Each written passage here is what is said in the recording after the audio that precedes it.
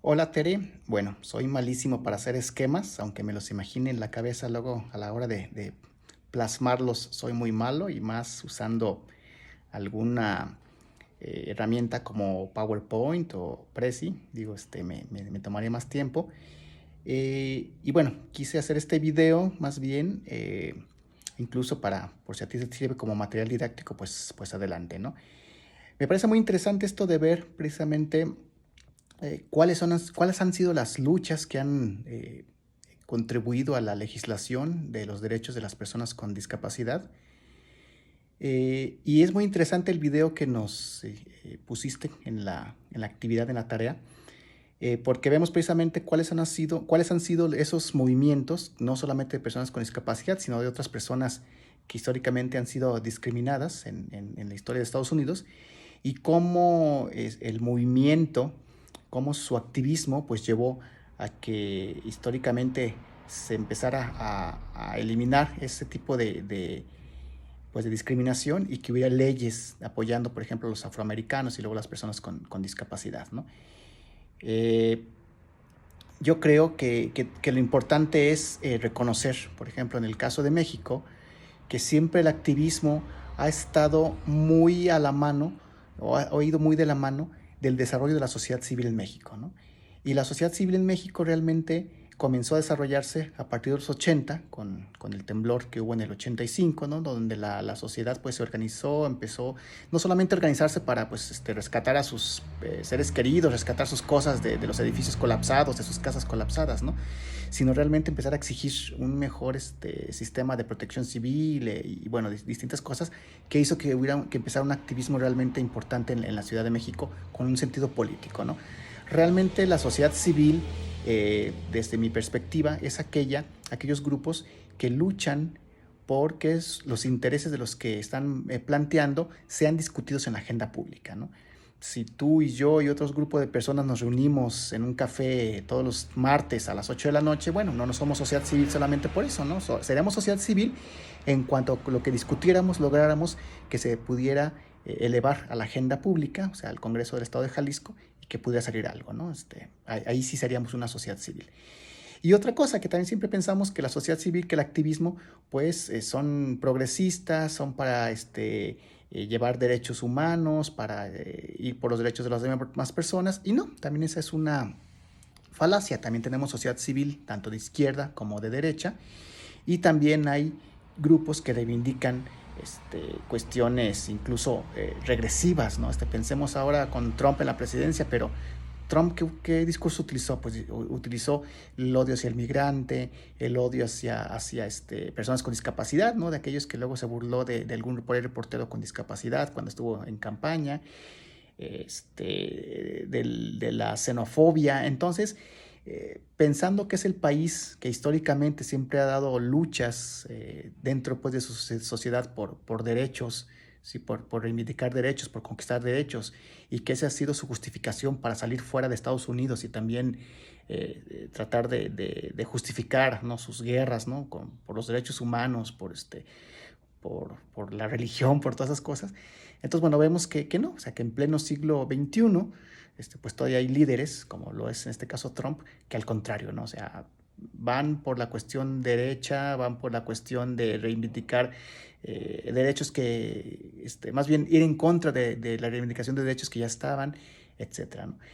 Pero volviendo al caso mexicano, bueno, podríamos tener la cronología esta que te decía, que a partir de los 80 realmente la sociedad civil como tal empezó a participar y a exigir derechos, ¿no? Primeramente, obviamente, derechos que le concernían como grupo social, ¿no?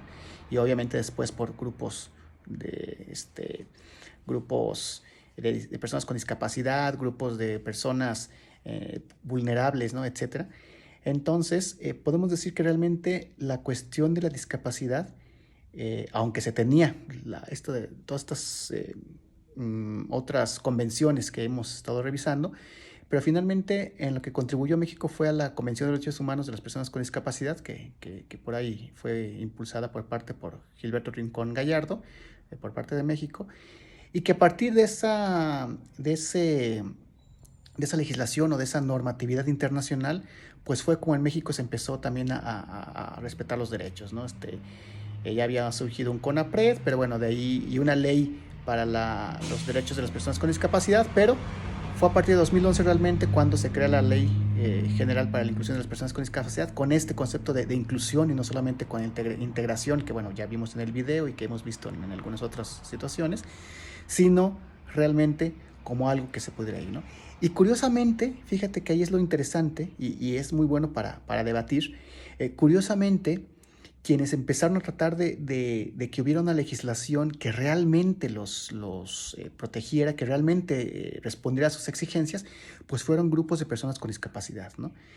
Y también, curiosamente, y no sé, desde mi postura muy personal, lamentablemente, otras agrupaciones que han luchado por los derechos de las personas con discapacidad, resulta que estuvieron en contra de que estos otros grupos pugnaran por sus propias normatividades, ¿no? ¿Cuál fue el argumento? Bueno, el argumento fue de que la convención prohíbe este, las normas muy específicas, y en otro caso, pues decían que si haya una ley general, como lo es la de la inclusión de personas con discapacidad, pues no se requería nada más, ¿no? Pero bueno, recordemos que una cosa es la ley, otra cosa es lo que le llamamos el espíritu de la ley, que es toda la justificación que lleva a hacer una ley, y otra la aplicación, ¿no? Digo, finalmente eso no pasa ni siquiera en Estados Unidos, ¿no? Donde hay leyes muy buenas, pero luego no llegan hasta abajo. Pues igual aquí, ¿no? Sabes que mi tema es el autismo, estoy muy metido en ese tema. Y bueno, cuando ellos en 2013 pugnaron por su ley particular, obviamente quienes se enfrentaron primero fue esta asociación que se llama CONFE, la Confederación de Organizaciones de Apoyo a las Personas con Discapacidad Intelectual o algo así se llama. ¿Sí? Fueron las primeras que estuvieron en contra porque pensaron o porque decían que, bueno, iban en contra de la convención, ¿sí? También yo lo he dicho de alguna manera, no sé si correcta o no, que finalmente pues la convención es un instrumento jurídico más, ¿sí? La convención obedece a una realidad, pero si esa realidad sigue sin ser respondida, pues entonces se requieren otros instrumentos, ¿no? Y yo lo he dicho de manera, pues no sé, sarcástica, de manera directa. Bueno, si la convención no está apoyando a todas las personas con discapacidad, tendríamos que ir sobre la convención, ¿no?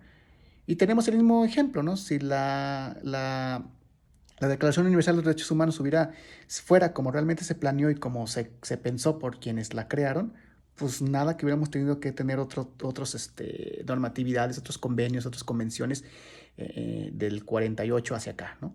Entonces, esto es una muestra más, ¿sí? Ahorita, digamos, la de este, la punta de la lanza pues es la Convención Internacional, pero pues no sabemos qué pasa dentro de 10 años, dentro de 15 años, incluso dentro de 5, ¿no? Necesitamos nuevas normatividades, ¿no? Entonces, pues sí me parece muy importante que estemos viendo cuándo han surgido estas luchas, quiénes han surgido, quiénes han sido sus actores, y también esos actores cómo se empoderan y cómo de repente se convierten en aquello a lo cual estaban acostumbrados a luchar, ¿no? Era por eso que te decía, pensamos siempre que la sociedad civil es virtuosa y no es así. Pensamos siempre que estos grupos van a luchar por sus propios derechos y tampoco es así. Te puedo poner un ejemplo y espero no ofender a nadie, ¿no? Pero con la comunidad organizada de grupos de personas con discapacidad auditiva, luego resulta que aquellos que se ponen un implante o algo, pues son rechazados por esta misma comunidad, o luego es una comunidad que exige muchos derechos, pero que no se compromete con obligaciones, etcétera, ¿no? Digo, eso lo podemos después plantear en un ensayo de manera más, este, de manera más crítica. Pero bueno, también es esa situación, ¿no? Lo que podemos estar viendo y lo que podemos estar teniendo, ¿no? Con eso, ¿no? Tiene que ver el poder, como lo decía Foucault, tiene que ver el contexto de cada país, tiene que ver cómo están funcionando las normatividades, y también tiene que ver con que los grupos exijan los derechos, ¿no? No basta con tener una ley, con tener un reglamento, sino que se tienen que exigir los derechos. Es lo que yo siempre les he dicho. La ley por sí misma no te va a cambiar la vida, tienes que hacer que se cumpla la ley, ¿no? ¿Y cómo hacemos que se cumpla la ley? Pues obviamente entrando o exigiendo los derechos que vienen en esa ley. Entonces, bueno, si bien no fue un recorrido, como tú mencionabas, así histórico, de decir en cuáles fueron los momentos exactos en que algunos movimientos han creado legislación, sí me parece que como marco más amplio puede ser de utilidad para las siguientes clases. Un saludo y hasta luego.